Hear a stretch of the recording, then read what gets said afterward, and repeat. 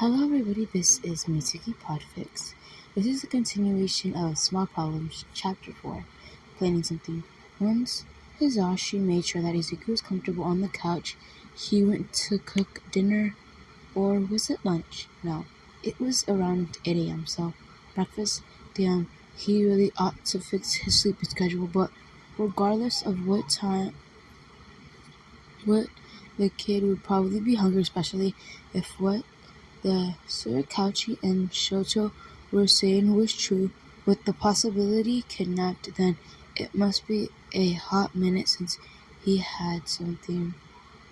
He sure hoped it wouldn't be that long. That would mean that the kid wants to sleep on an empty stomach. It doesn't take long to fix dinner.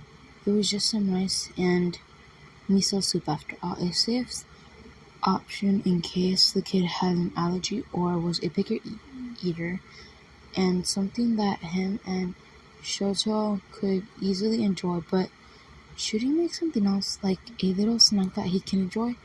Maybe could help the kid ease up. Once he finished with that, he went to the living room where the kid was still sleeping and began to grade papers on the coffee table while a kid show played in the background. After a couple of hours, he heard a meow from behind him. When he turned around, he found that it was the kid slowly waking up and Charming sassily walking over before distancing from the spot on top of Izuku, and Pocket tucked into the curve with Izuku. The kid was awake, but not completely, if his eyes, along with the look of gloominess on his face, was anything so off by. "Good to see you up," he said as Izuku stood up from his place on the couch, causing Pocket to run and search for a new warm place to sleep in. The tenseness of the kid's shoulders, as well as perversion in his eyes that had before returned as soon as he saw him. "You hungry? I made food," he said. He asked, hoping to change the expression on the boy's face, but all he got was, "Oh, come on, don't go back to sleep," he announced. Once Izuku attempted to go under the blankets. Your sleeping schedule is already whack. There's no need to ruin it more." He took the blanket off Izuku's head and picked him up even as he angrily tried to pull away. "I'm sure you love what I cook. It was Shota's fave when he was a kid." "Ooh, or Eraser. He probably hasn't properly introduced himself." "Well, we'll get there when we get there." He brought Izuku over to the chair, which had 3 cushions on it, so the kid could actually reach the table and place him on as he sat down right next to him. "Ta-da!" He smiled as he slid the plate of sandwiches across to Izuku. Cat-shaped sandwiches, to be exact. However, instead of reacting, he expected Izuku's eyed the suspicion, then eyed him suspiciously. "They're really good," he tried. Izuku just continued to stare. That was until his stomach let out a growl to make his face chin a funny shade of pink as he looked down. Then he slowly looked up and took a sandwich in his hands, but didn't eat it just yet, just staring at it as if he was having some sort of dilemma in his head. Then he lifted the sandwich up, but not so he could take a bite, but rather put it in front of Yoshi's face. He said, confused. Izuku just kept putting it closer in his face. "You want me to have it?" Izuku shook his head slowly. "So, you want me to take a bite?" he said next. And to that, Izuku looked down and nodded. "Okay then," he said, and then took a small bite of the ear of the cat. After a moment of chewing and swallowing, Izuku put the sandwich closer to his own level, but didn't eat it just yet. Just stared. He stared only to be interrupted by the door opening. "I'm home," Eraser had called out from the Keika. "We're in the kitchen," President Mike said. "Did you pick up the stuff I ordered?" he said excitedly. "You mean the small list of items you ordered for temporary use?"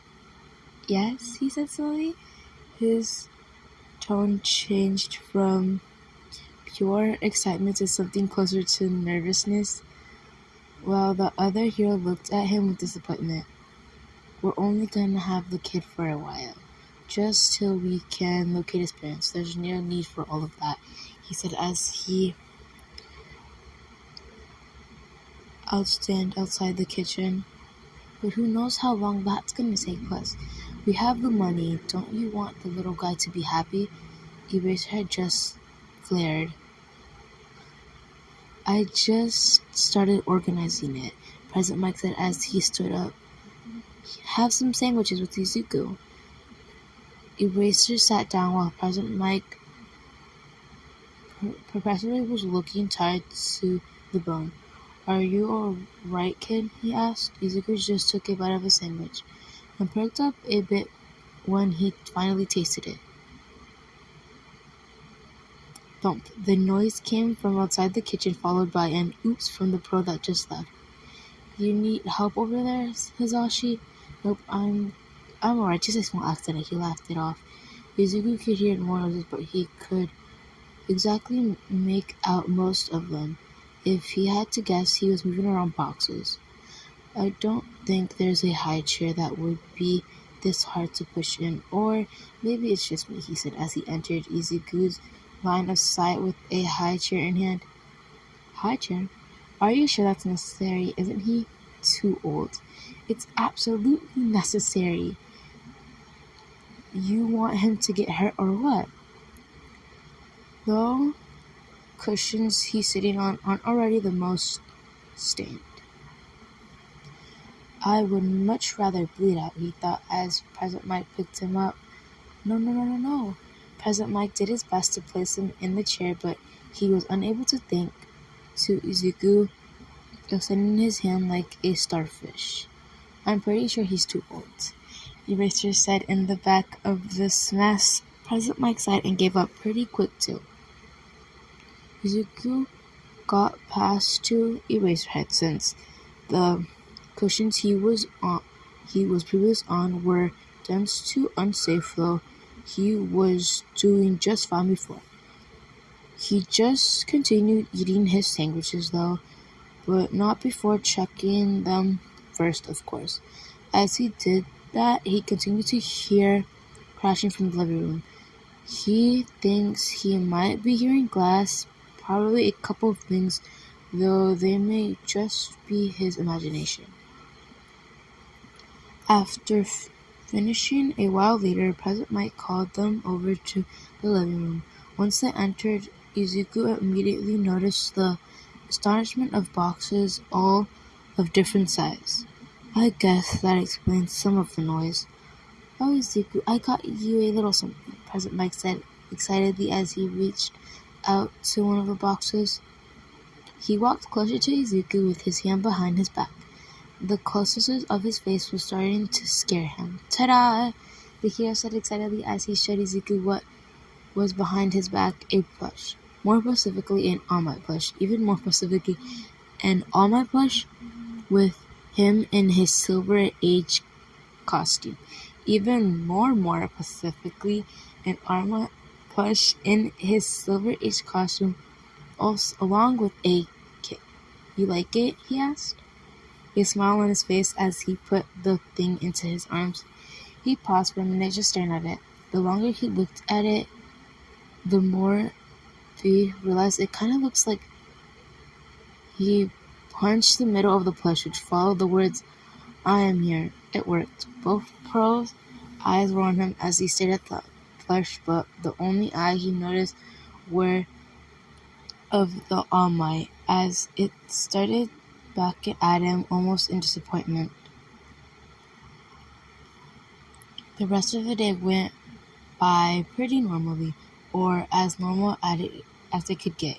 He mainly spent the entire day watching TV as President Mike and Eraserhead tried to talk to him, but luckily for him, they didn't seem offended by his silence. Or is that a bad thing?